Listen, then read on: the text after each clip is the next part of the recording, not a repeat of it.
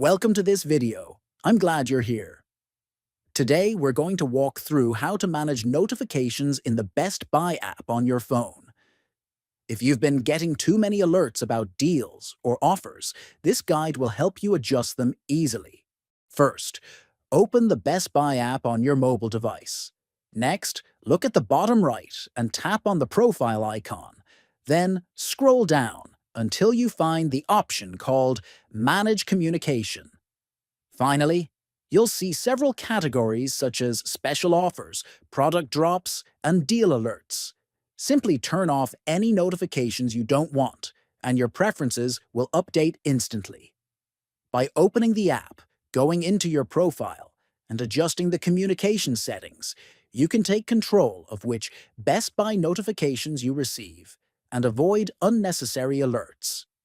Make sure to subscribe to the channel, like this video, and share it with others. Thanks for watching, and see you in the next one.